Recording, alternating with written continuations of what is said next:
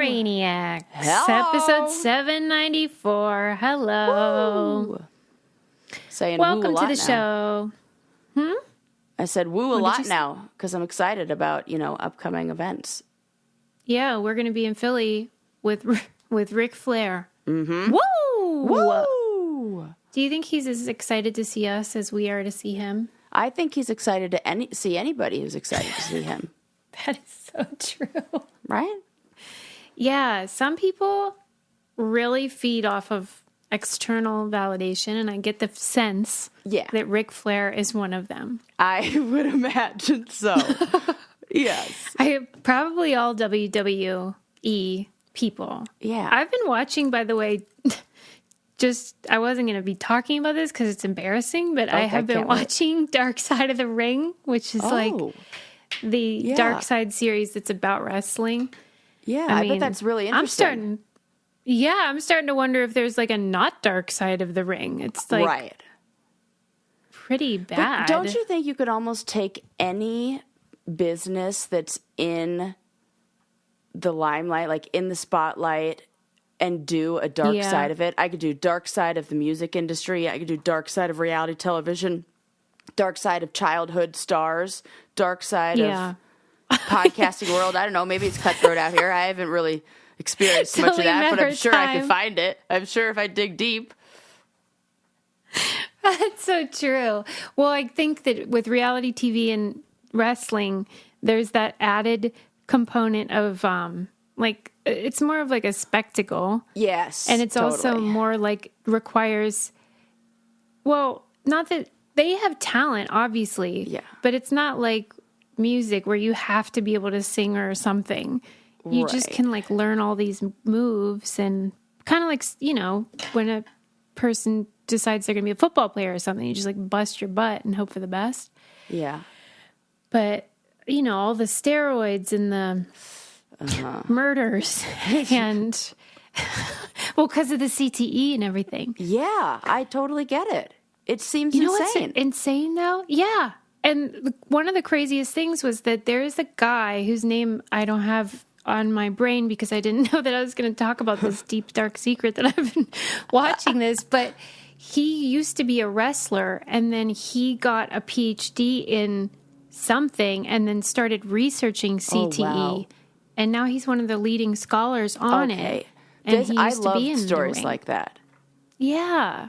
It's really cool. People who understand both worlds, which is what I'm trying to do over here. Hey, I was on reality television, also went to school, learned about therapy stuff. Yeah.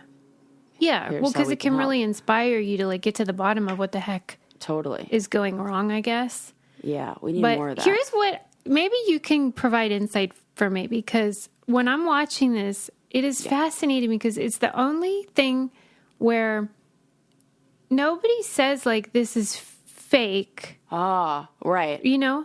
But they also kind of refer to the fact that like there are plots and storylines and like they know who the winner's going to be, but then they talk about like if they'll get hurt for real. And how would you describe whether wrestling is like real or not real?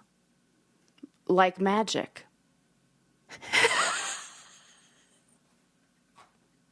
You know what I mean? Okay, right. But all the magicians are in on it, and they're all they under this spoken or unspoken contract or agreement to not give away any of the secrets or tell people that this is all sleight of hand or fake. We're just like going with this is magic.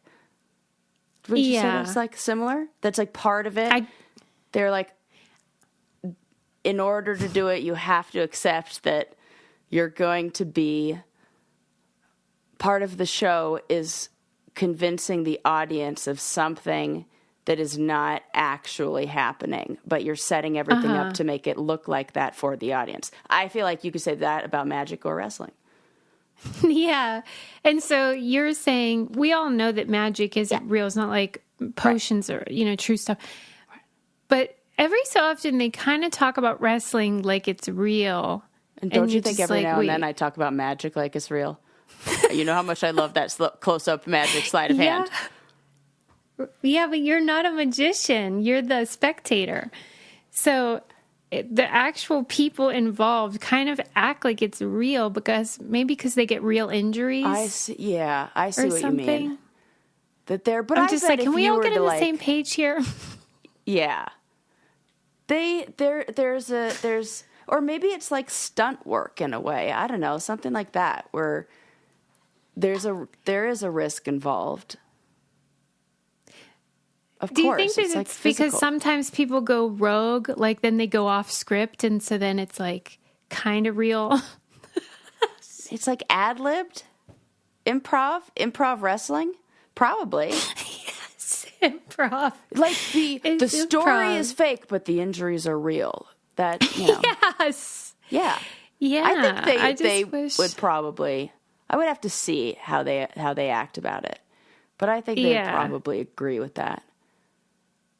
Okay. That's good. Thank you for that insight. Yeah. Anyway, it is a good series, though. It's on Hulu. That was not what I was going to bring up. How are you? I'm doing well. I'm living life. I was telling you before we pressed record that I went to a very boring opera, which I feel like maybe for some people it's a gratuitous statement or yeah, it's redundant. Redundant, that's the word. As opposed to all those exciting operas. Right. But it was an opera where everybody was dressed in regular clothes, like basically wearing what I'm wearing today. And I'm like, I didn't come here for this. I came here for the bells and whistles and fancy costumes and big wigs and the whole thing. And it was just a bunch of singing in German. And yeah, because you have to ask yourself, like, if you're going to dress regular, why are you singing like that? That's what I'm saying. The singing is evocative. It refers to like a different time. A bygone era. Yes. Yeah, like nobody's wandering around singing like that at like the grocery store. So although Eli and I just had a very expensive nap is what we had. What did you wear? Let me ask you that. You know, we would normally get a little more dressed up for this, but it was a matinee at 2 p.m. and we both were like, is this going to be a little more comfortable? So we went, I just went in like a sweater, which then after I left realized I looked like a lot of the fishermen who were on stage with what I was wearing. I looked like an extra. Characters. Yeah, so I didn't wear anything too fancy. I do have this fabulous red skirt that I bust out every now and then. It's like long and cool and artsy. That's like my official opera skirt. But did you wear that? No, I did not. I have though, but this was not what I wore this evening. Wow, you got like a siesta. It was like and it was. And we were right on the nap. edge. Yeah, it was. And we were right on the balcony, like right on the edge, like first row on the balcony. And when I fell asleep, I had my hands on my knees, and I woke up and I felt like I was falling off of the edge. I had that feeling scary. like you're falling. And I was like, and then I wondered how loud my gasp was.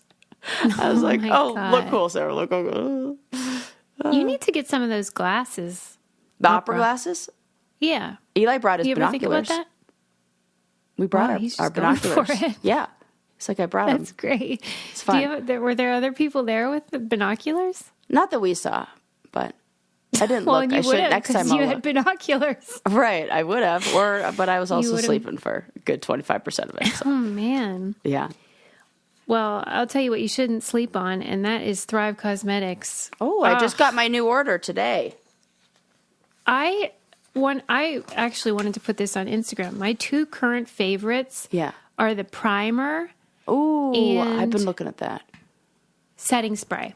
Oh, those are the two I think most important and often forgotten about pieces of the makeup. Because I'm always like, how do I keep it from dripping down my face? And like, by the end of the day, it's like not in the same place. Oh, good setting spray. It totally works. Yeah. Yeah, love. Yeah, and the primer that I got is the illuminating one, so it's got like this sheen. Yeah. I just think it is something special. Ooh, I love but all that. their stuff is amazing. Did you try their peptide gloss yet? Ooh, no, I have not tried. It's a plumper. I love a plumper. Yes. We love it. Yeah, we need a plump pout. And their lip plumping peptide gloss is great. The mascara, of course, we never shut up about it. Thrive Cosmetics is luxury beauty that gives back because they donate products and funds to help communities thrive, which we love. Right now, you can get an exclusive 20% off your first order at thrivecosmetics.com/braincandy. That's Thrive Cosmetics, CAUSEMETICS.com/braincandy for 20% off your first order. Yeah. If you forget about that code, though, you can check on our website. I'm always updating it for your convenience. Yes. Okay. So the opera was boring. Mm-hmm. That is an expensive not nap. recommend. What a bummer. Yeah, but what else? Yeah. Maybe it just went into your brain and gave you sweet dreams, though. You never know. Yeah. Okay. First up, we got to talk about Wendy Willams. Oh, yeah. Did you watch that series? Like her the show? docuseries? No. I should have specified the docuseries that just came out on her. I didn't watch the docuseries yet, but I heard a report on the docuseries, like on what's going on with her. And yeah, so fill me in. Okay. Well, so you did watch the talk show? Were you a fan? No, I mean, I've caught bits and pieces of it here and there. Yeah. But well, okay. So what I want to say about it is I think it was 4 episodes. And when they began filming, it was under this, umbrella of Wendy, she had gone through some hard times. Like her husband had fathered a child outside of their marriage. And then as a result, she started drinking and like things started to spiral. So then she lost the show and she, I think, went to rehab and stuff like that. But it was evident that something wasn't right. And she was in trouble, but she was like desperate to make a comeback. And so the documentary series was supposed to be chronicling this attempt of her to get back on TV. yeah. And so they began, and then over the filming, it became clear that she was suffering from probably still alcoholism actively. And also these cognitive issues that were making her volatile and like abusive and also just not comprehensible. Like she would not make sense. Coherent, right. Yeah. And so then eventually towards the end of filming, I guess, the son that she has, who's an adult, but he's a young man, said that he had gone to all of her doctor's appointments over the last few years, and that they had said she had this alcohol-induced dementia. And that's why she was having these lapses and stuff. Yeah. And so anyway, it's absolutely compelling to watch. But of course, people are saying now that the process was exploitative and it shouldn't have happened, and that these documentarians were taking advantage and all of that. So I just wanted to kind of talk about that and get your thoughts, given that they were unaware when they started. Yeah. Like, what are the ethics of that if something becomes clear after you've been filming for quite a long time? And I had heard that it was her people that put this out there. Well, and to me, that was the part that was notable, is that what I took away is that the exploitative part is this team of people who are basically like weekend at Bernieing her. Yeah. Like, she's in a conservatorship, acting like everything's fine. Yeah. She has a conservatorship, but she has like a manager, an agent, a publicist. They're all in it and being like, no, she's fine. Oh, no. Like they keep minimizing what we can all see with our eyes. That seems exploitative. Yeah. So do you feel I don't think like it's the fault of the documentarian to... That's often how a lot of documentaries are like that. Dear Zachary was like that. The Jinx was like that, where things happen through the course of the documentary that... But people would say that what became clear was that she was incapable of consenting. So how can you continue filming and release it when it's clear that someone's not all there? I don't know.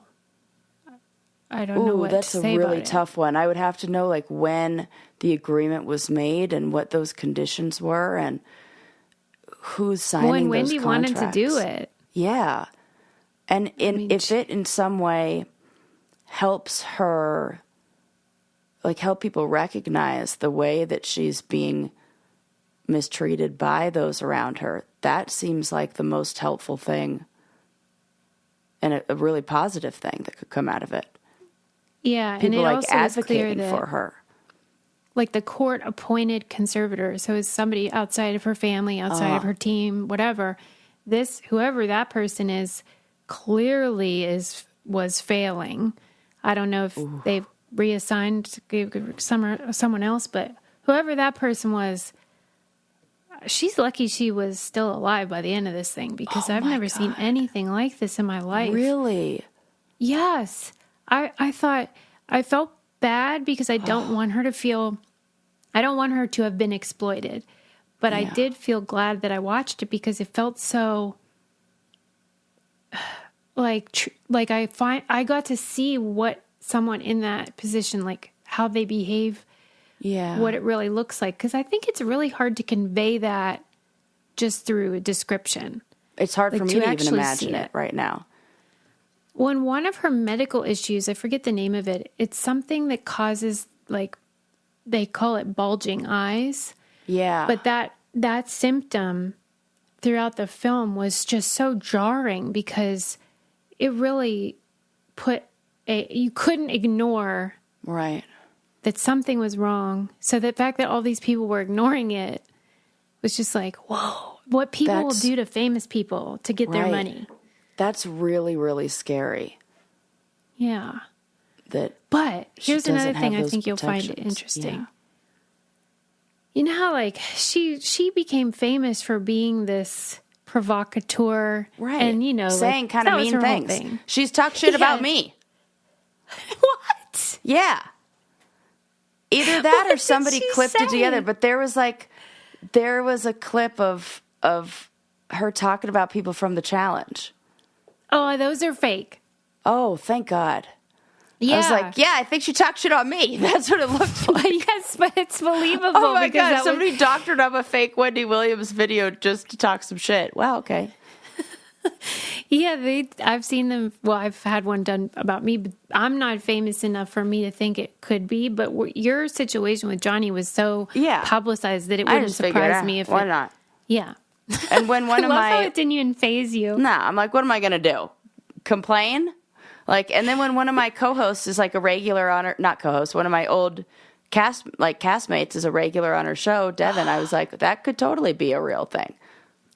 Totally. Right? Okay. So I just went with that. Kudos to you for not letting it get under your skin. I would have been really upset if Wendy Willams genuinely talked shit about me. Anyway, the reason why it's believable is because that was part of her show, this like hot topic thing or whatever they called it. And she would just trash people and she was fearless. And I think it was very refreshing because everyone kisses everybody's ass in Hollywood, at least publicly. Yeah. But like she became the gossip though. She's always been obsessed, she says, with celebrity gossip her whole life. And she can't get enough of it.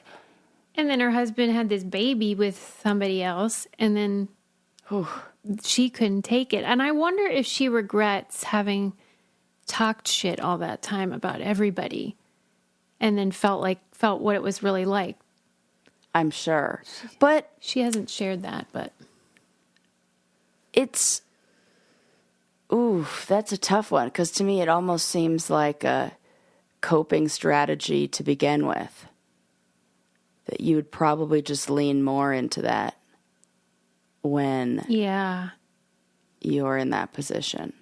It's the only thing you know. Yeah, she was still leafing through like Us Weekly, and the filmmaker was like, do you really enjoy like celebrity gossip? And she was like, I love it. So, I mean, clearly she hasn't kicked that habit either. Right. I get it. I do feel really sad for what she's experiencing. Isn't it similar to what Bruce Willis is going through, the aphasia as well. Yeah. Yeah. Yeah, and they say that the difference between it and regular dementia, I don't know what regular dementia would be called, but the sort of typical dementia is that instead of just having memory loss, you have a personality change, and it's usually not a nice change. It's a Right. mean thing, and you become kind of abusive. Oh, And that's so sad. okay. That's my new worst nightmare. You're getting more specific with your fears. Yeah. I don't Your want cognitive. Yeah, it's really scary. And in her case, it was from this extreme alcoholism. that one. Okay, good. I can control that. Yeah. I And feel in like rarer there are other cases, it's things just in there genetic. too. Just, it seems like maybe some medication. I mean, I don't want to make assumptions, but it feels like maybe I really a would encourage cocktail you to of watch things. it because I think you would find it really I'm going to, enlightening. Yeah. definitely. Because it's so many different elements that we find interesting, sort of like the celebrity stuff, and then the brain function stuff, Yeah. and then the questions of like ethics among people that want to talk about it, even us. Like, how do you Right. talk about it and share, but be ethically responsible? I was thinking the same thing, even having this conversation. Yeah. Yeah. Because it can devolve into just clickbait, shock, whatever. Because believe me, Right. it was shocking. Wow, this is What else is shocking is how few people are getting therapy, and they ought to be all getting it because We all need it. all need it. And the Brain Candy Podcast is sponsored by BetterHelp. So that's what we're going to tell you about. Yeah. BetterHelp. It's a great option if you want to give it a whirl. we're Super talking convenient. You can- fast. Like you get signed up and you have an appointment quickly, not like when you try to get it and they're like, "Oh, we'll see you in 5 months." It's like I'm not even going to have the same problems by then. Yeah, there's there's usually like waiting lists Yes. and delays. And this is a great option if you're like ready to go. Yeah. Sarah and I have both used it and had really good experiences. It's super flexible and convenient.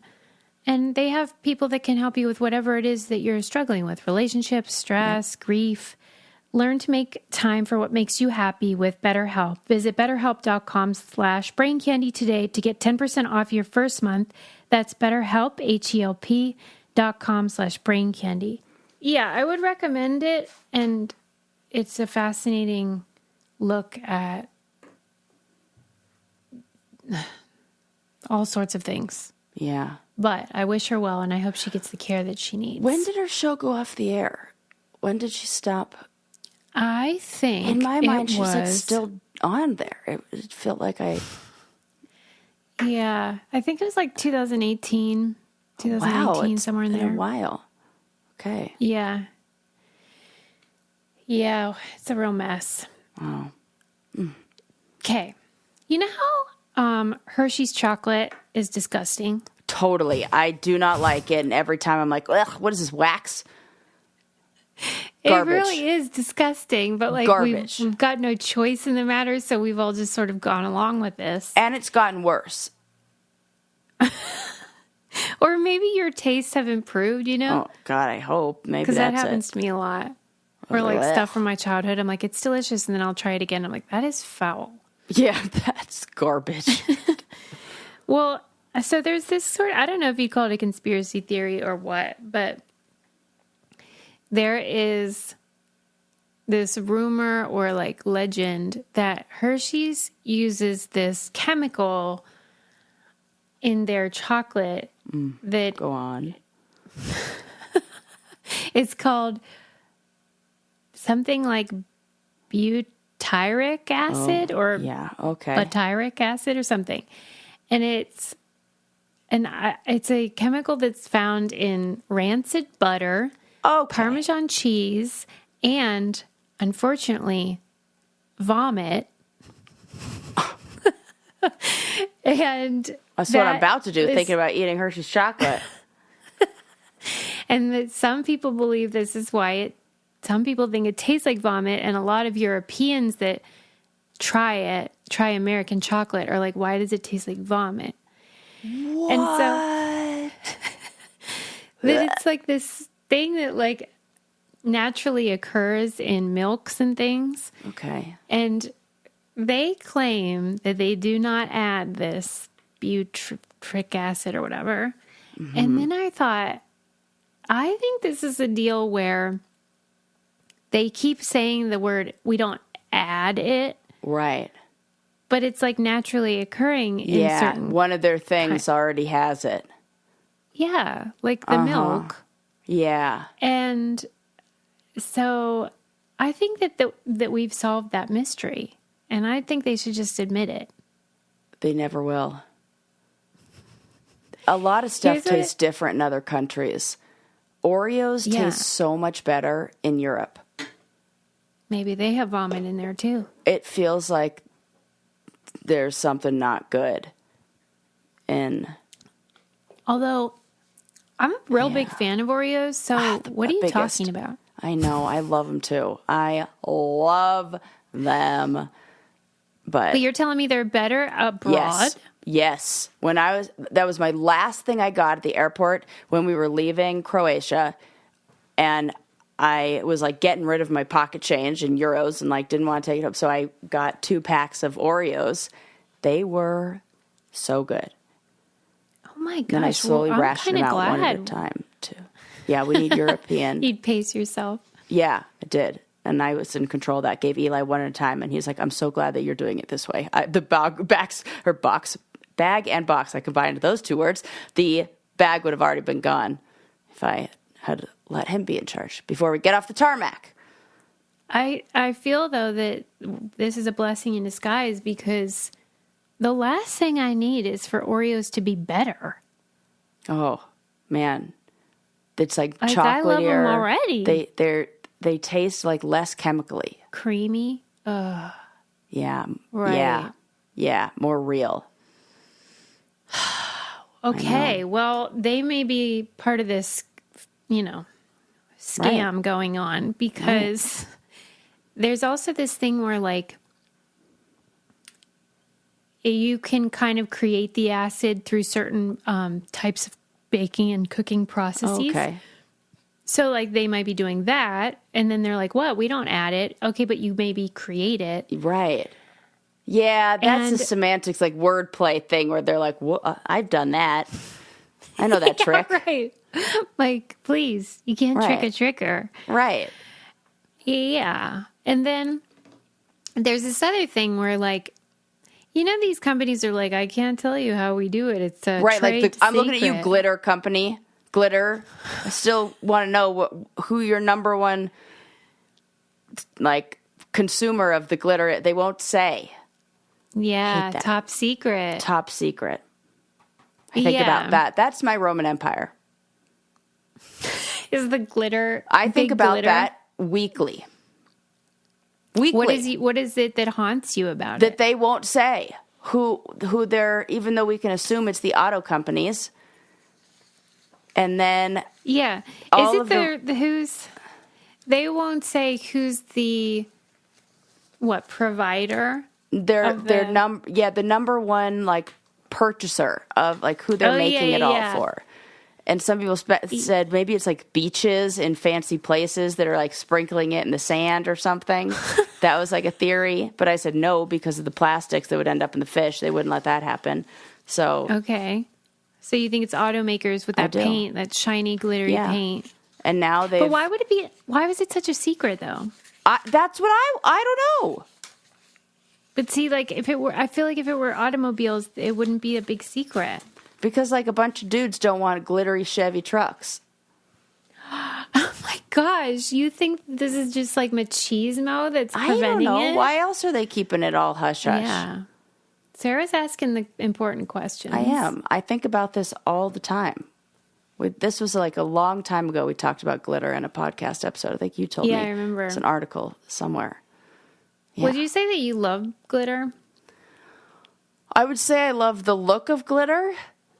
I would not say I love glitter once it is in its loose form. Yeah. I like a You glittery like the thing. sparkle. Yeah. Yeah. Okay. Sparkly Just nail checking. polish, but loose. And then, like, I can remember times when I used to bite my nails with nail polish on, and then you get like glitter, and then I would have like glitter stuck in my teeth from biting my nails Wow. with, yeah. So That is rock bottom. rock bottom. Yeah. I have quit biting my nails. That has been a long time goal. What's your of mine. secret to quitting? I don't know. It was like That's hard. spontaneous remission. Mm-hmm. Like all of a sudden I'm like, ugh, that sounds disgusting. Wow. Well, Yeah. that's great. I hope that keeps up. Me too. Because compulsions are not easy to stop. I had a theory though. This is going to sound crazy, but I noticed because I was like tracking when do I bite my nails more frequently? And I would always bite my nails when I was like on my period or dealing with pain. And I didn't even Oh my realize gosh, Sarah. that, yeah, I think that I did it as a way to distract me from other pain that I was experiencing regularly. And now that that pain is gone, I'm not using that anymore. That's the only, because it stopped after I had my surgery. That's really wild. I could see that being a connection, right? We've talked about how it like releases a little bit of serotonin or dopamine or whatever when people who like nail bite, and how that could be something that I've used to like self-soothe from pain. Oh my God. Yeah. Because the only other possibility, if it really is like the sudden onset remission or whatever you say, Right. the only other possibility is that there was some chemical your Yeah. brain was creating in conjunction, like hormones or whatever, that It incited that. increased But that why? compulsion. Right. Why would that be? I don't know. But it is sense that But I like bet you.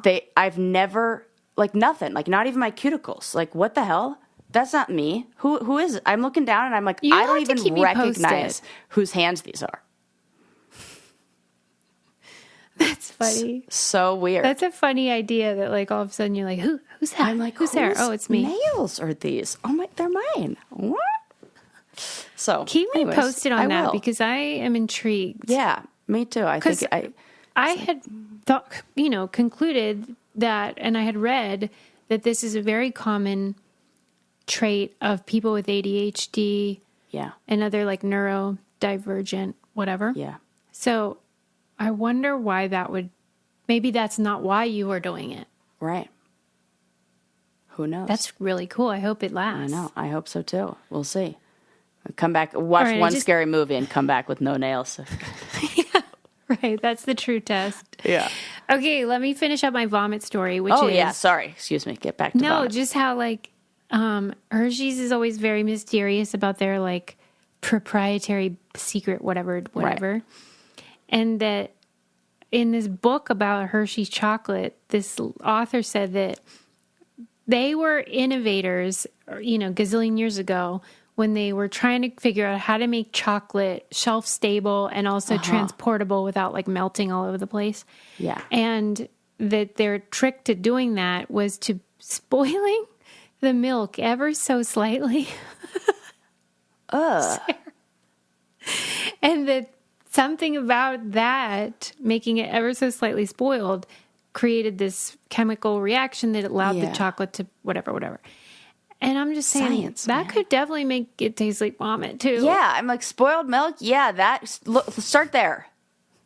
I wonder what tastes bad. Could it be the thing It's a that's real spoiled in mystery. our ingredients? I don't know. Yeah. Yeah. I wonder. So there we There's go. something about ever since learning how to use an espresso machine, I've learned a lot about milk, oddly enough, that because I couldn't understand why I would get a latte and it would taste sweet. And then when I would add regular milk to my coffee, it wouldn't.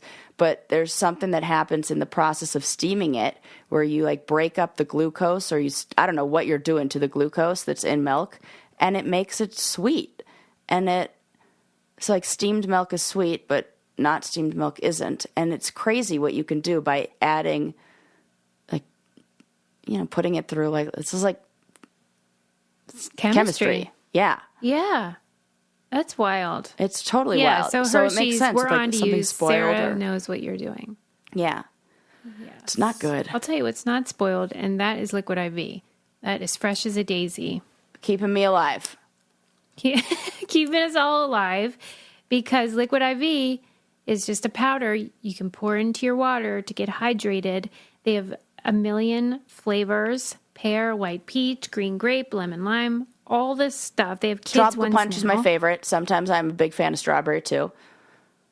Yeah, you can. That's the thing. I go through phases Yeah, same. where, like, yeah, and you can take it to the gym, keep it in your car, pack it when you travel. So convenient. No artificial sweeteners and zero sugar in that, sugar-free. Yes. And vitamins and nutrients for everyday wellness. However you hydrate, grab your Liquid IV Hydration Multiplier sugar-free in bulk nationwide at Costco, or get 20% off your first order when you go to liquidiv.com and use code CANDY at checkout.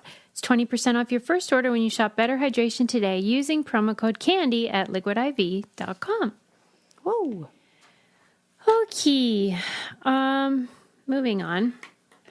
Away from vom. Okay. Let's see. I mean, that, just briefly, that silly Willy Wonka thing that went viral is a real hoot. Oh my God. Okay. I was waiting for you to bring this up because Eli and I went to an experience in Denver that was done. I don't know if it was the same company or if it was like in some way Was this the connected. Halloween one? Yes. It was the Tim Burton experience. We were so disappointed. It was a joke. And it did not. Eli sent me all the stuff on Instagram on this Willy Wonka experience.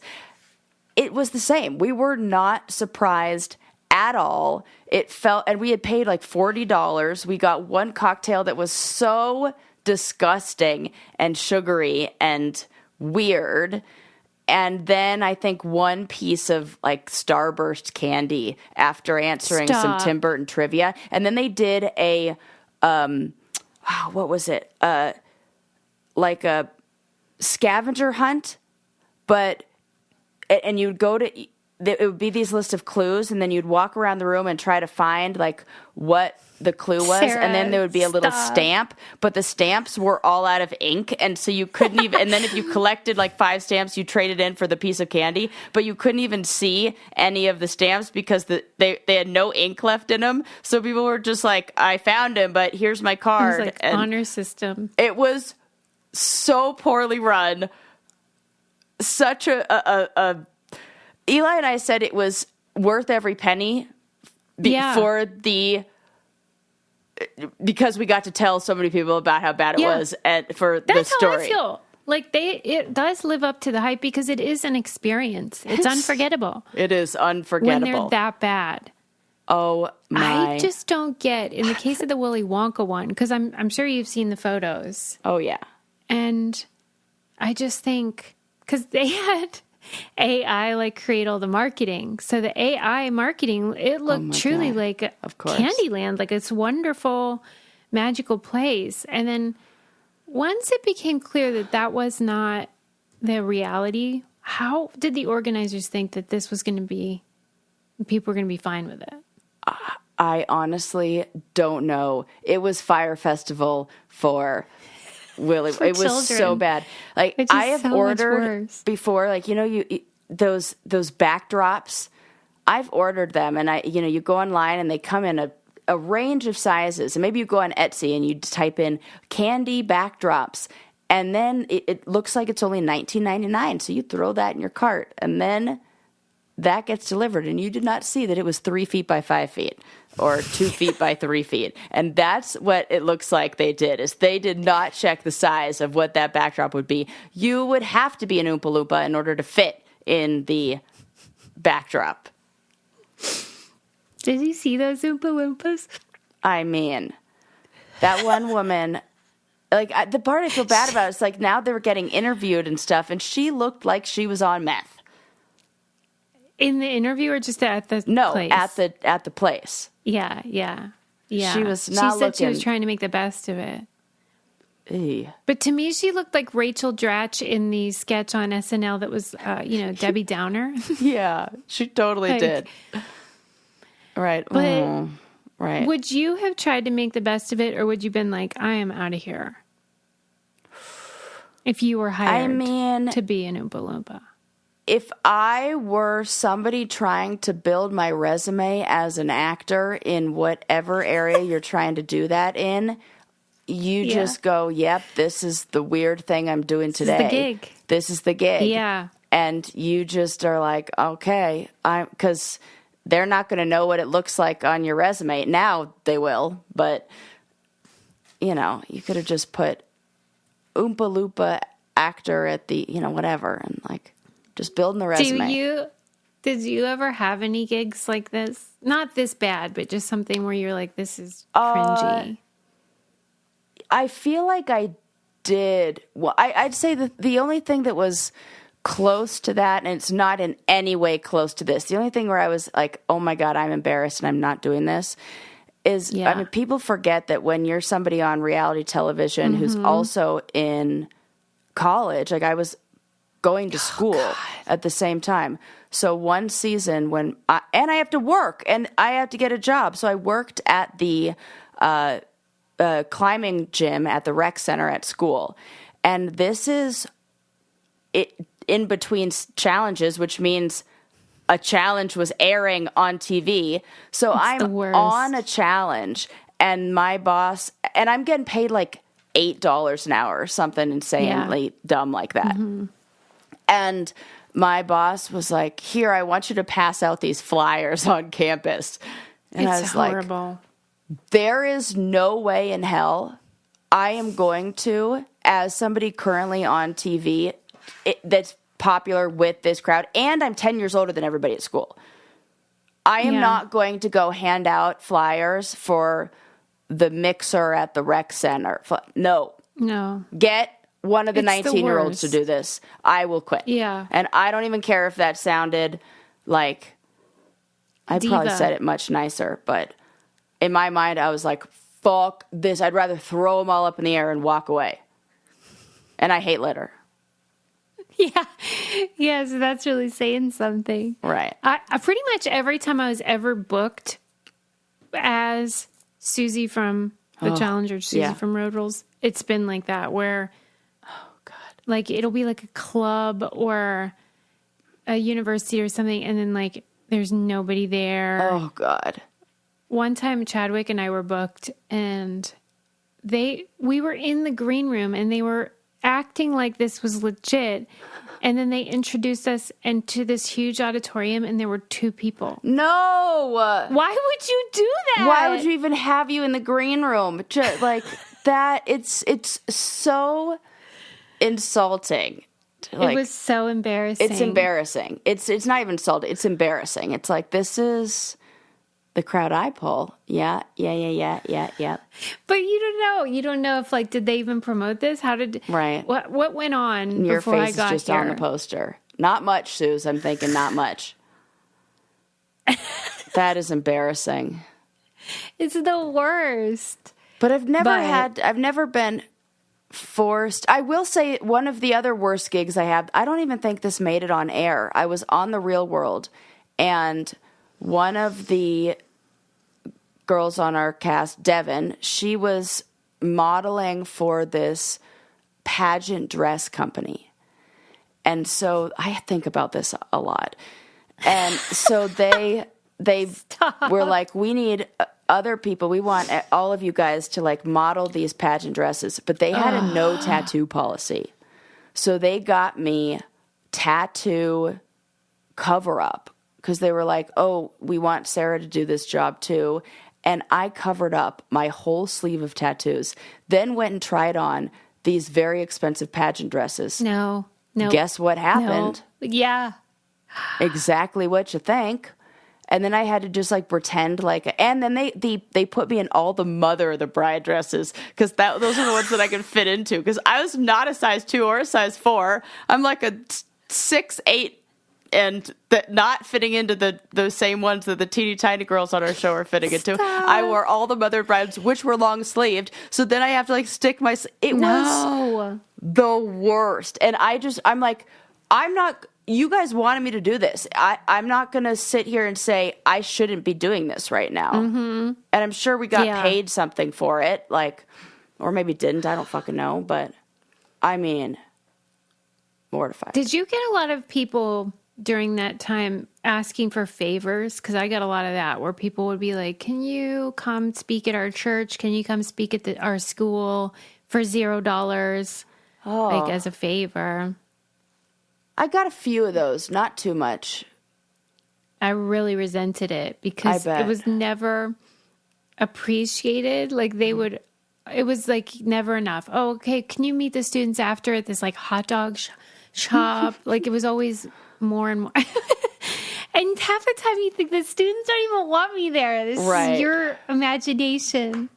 Right. And it's like one person who's a big fan and now you're being paraded around campus. It's embarrassing. God. Because we're not that famous. Yeah. So whenever that Oompa Loompa thing came up, I wasn't like, that's awful. I was just like, this is relatable. Right. This is the gig. This is the work. This is embarrassing. Here we are. Remember right. when I had to give out light bulbs? Oh my God. That's so funny. At like state fairs and stuff. Yeah, for the new energy bills. That was $30 an hour though, Sarah. That's like, really good. Hey, heck, I'll take that. Right. Well, especially because I'm not digging ditches here. I'm just like giving people free light bulbs. Right. That's pretty good. I'm like talking myself back into it. I'm like, yeah, that was a sweet gig. Like, do they need somebody to sell light bulbs this summer or something? At a fair? I could do that. You know what? This time around, I would give out Nutrafol, and here's why: because it's life changing. It really Nutrafol is where it's at. When you feel like you are experiencing hair thinning and shedding, it sets in a panic, right? Yes, and yes, and that's why I think it was on Things We Got Wrong. I talked about that article where the woman who had cancer said like.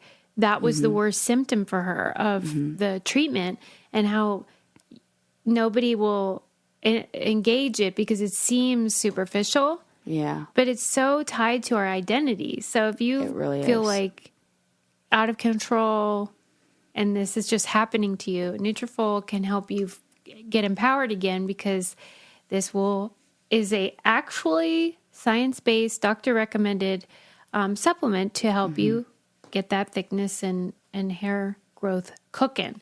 You can grow thicker, healthier hair and support our show by going to Nutrafol.com and entering the promo code BRAINCANDY to save $15 off your first month's subscription.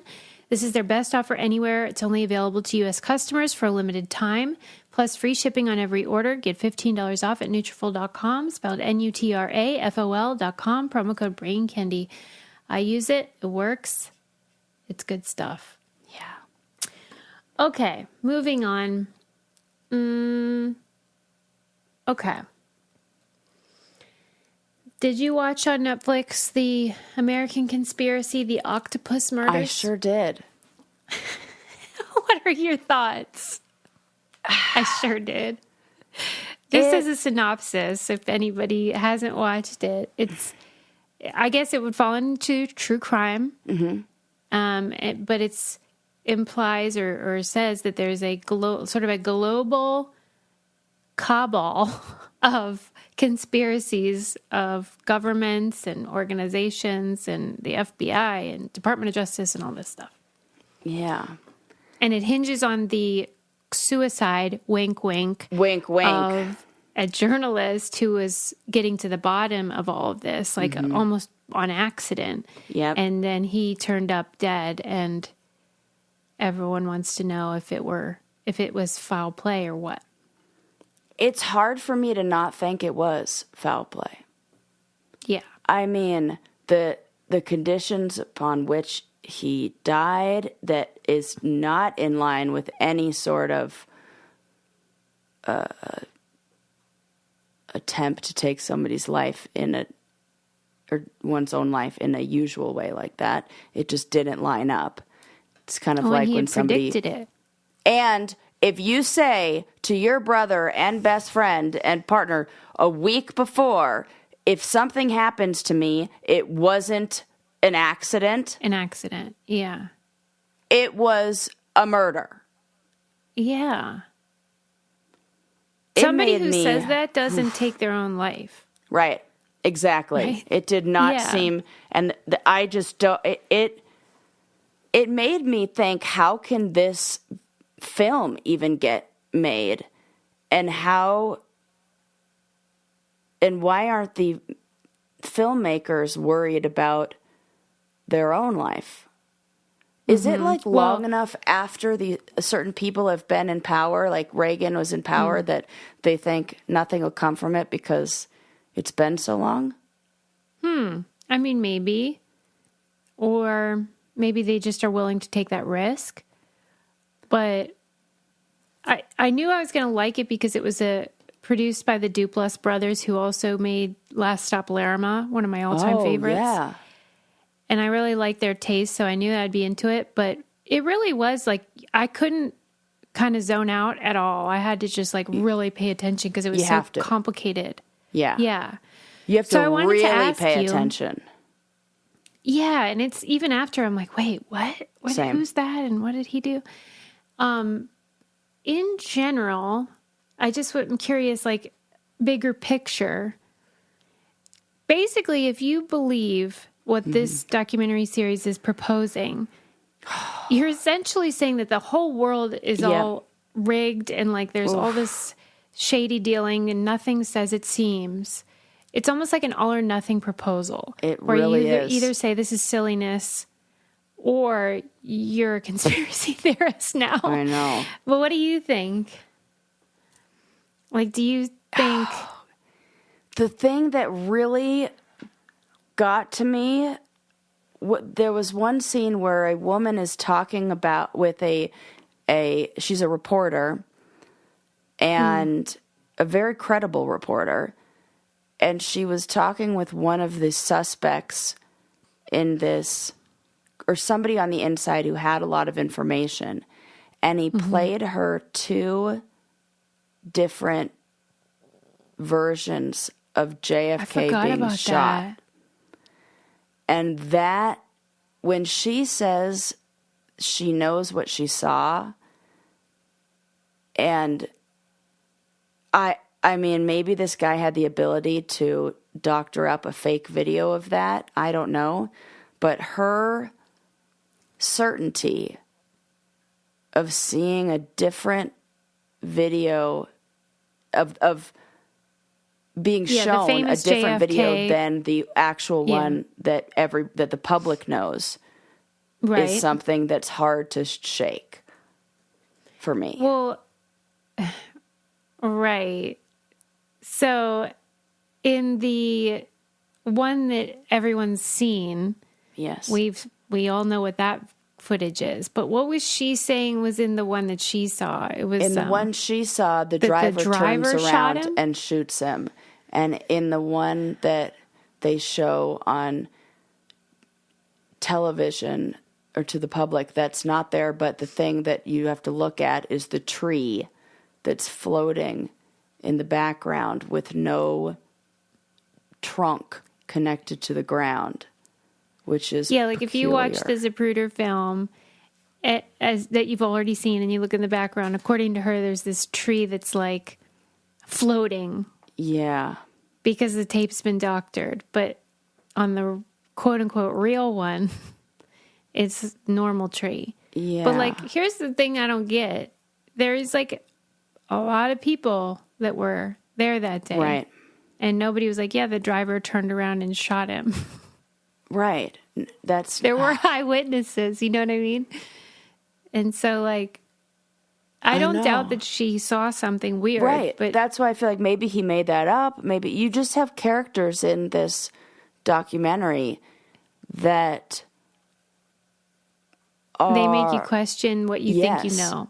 Yeah. They're the kind of people who are so fucking smart, like, you know, you hear about the hackers that then get picked up by the CIA to work because they're like, Yeah. we'd rather have you work on the inside for us Yeah, what do because they you're call too them? much of a Ethical danger. hackers? Yeah, they're too much, but they're usually found from being bad guys. Unethical hackers. Unethical. And then they're like, hey, come work for us. We'll pay you more and we won't put you in jail.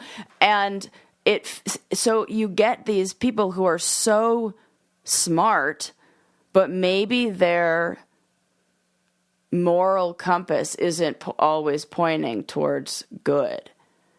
Mm-hmm. And they enjoy almost stirring the pot a little or maybe believing their own conspiracies. But there were just a few characters like that who made you question the whole thing. Are you inclined to believe, though, that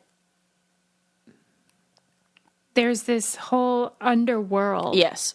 of American government yes. and globally? Yes. Here's that why. Is pulling the strings. Okay. Yes, here's why. I remember being really into the show House of Cards.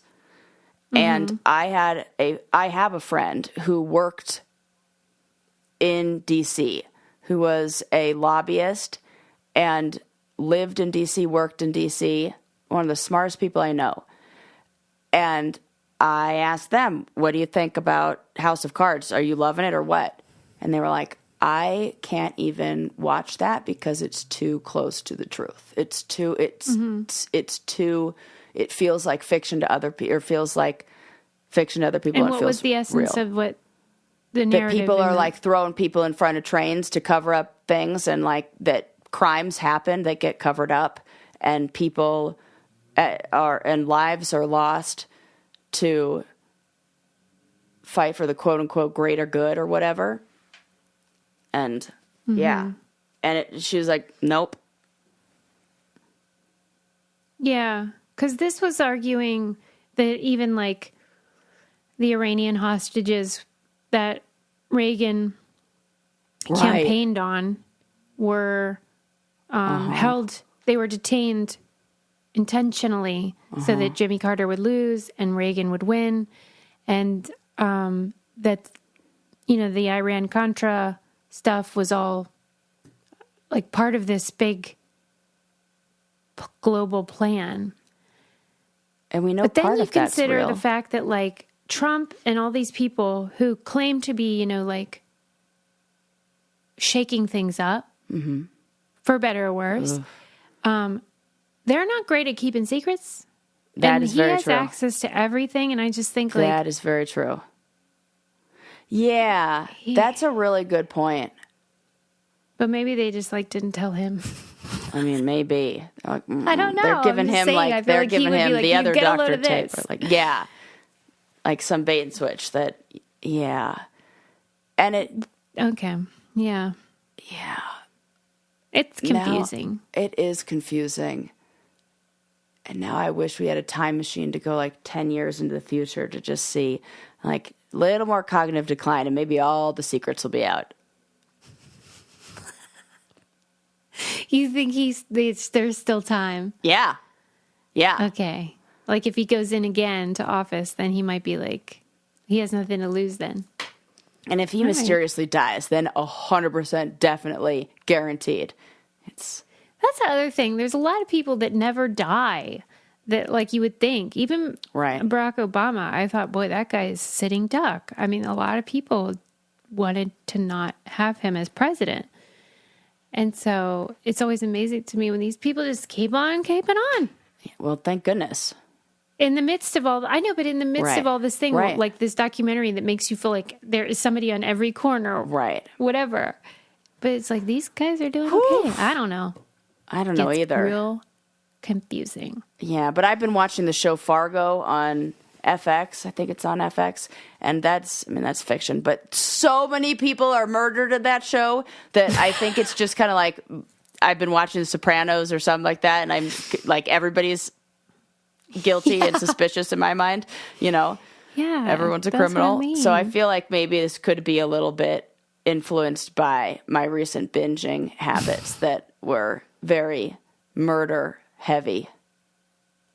The filmmaker or Yeah, the guy that sort of was looking into all this on that docuseries, he was saying how that it's changed how he sees the world, and he's very skeptical now and doesn't just accept things or whatever. I think that's probably a good lesson. That like maybe just continue using critical thought.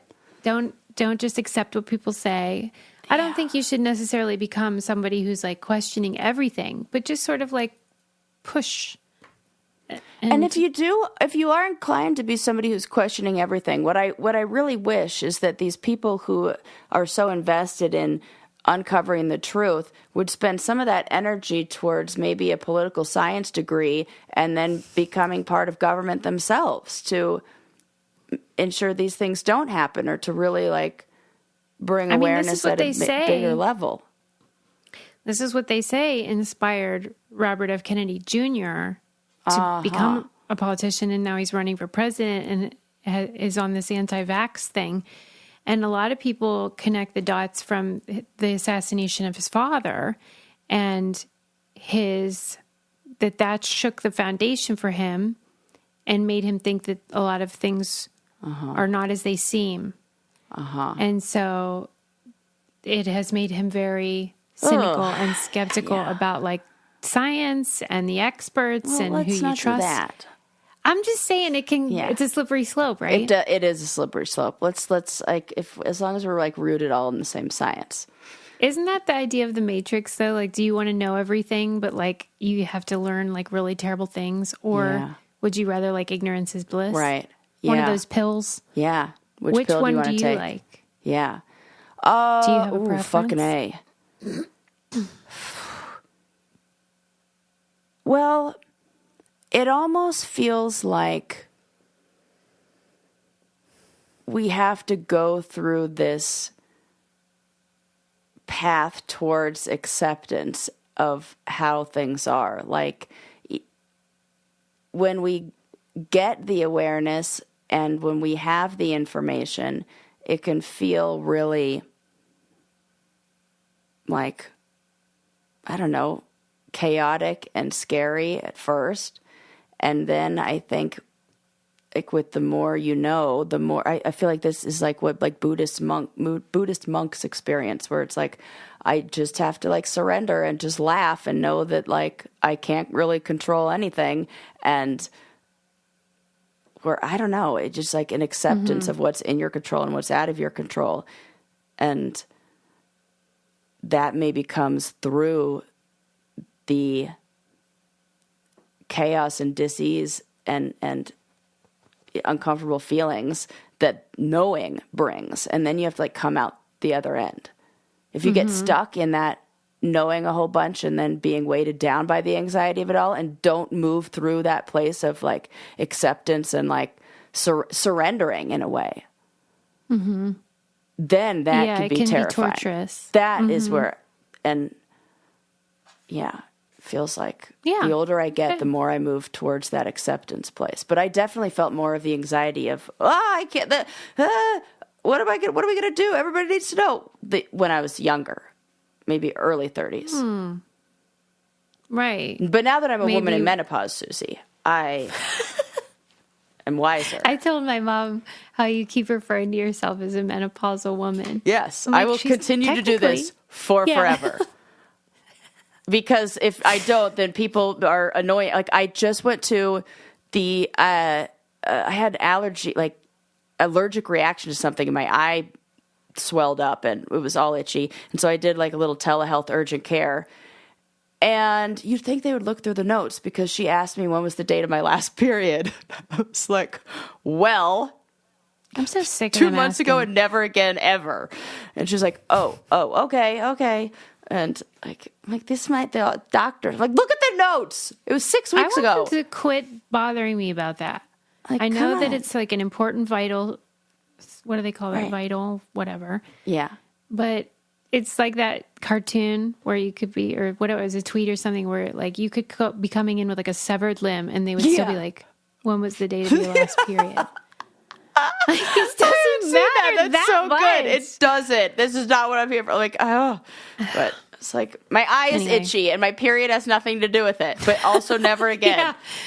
Right. Stop blaming my period. Right. We've said too much. So I've said, as a menopausal woman, I'm going to just announce it that everywhere I go. All right. We've covered a lot. Dark Side of the Ring. Didn't see that coming. But Yeah. Susie's into wrestling, evidently. Ric Flair, I'm coming for you. Woo. Get ready. Wendy Willams. Oh, fascinating. Good but documentary review. ethically dubious. Hershey's Chocolate. Also ethically dubious. Also dubious. Willy Yeah, Wonka this is just a bunch of... this episode should be titled Scandal, Scandals, Scandals, and Scandals. Do you want me to call it that? Sure. Okay, I'll do it. Just for this one time. That's a great Got Scandal, it. I'm Scandals. writing down that title. Okay, yeah. So a lot of scandals, a lot of scams, a lot of nonsense, but a lot of good content. So I was Yeah. happy to watch it all. Yeah, and good we're things always for me to happy put on share. my to watch. This is a big change up because last week you gave me a list of just in our text messages to each other, a list of all these comedians and Yeah. like stand up bits Yeah. to watch. And now this is Yeah. a very different week for Sarah's television. Yeah. So It's a roller coaster over Yeah. here. You never know. thanks, Sus. Are we Mixing going it to up. laugh? I like or are we it. going to cry? Yeah. Are we All going right, to be everybody. terrified? Thanks as always for listening and supporting us. We love you the most. Bye. Bye.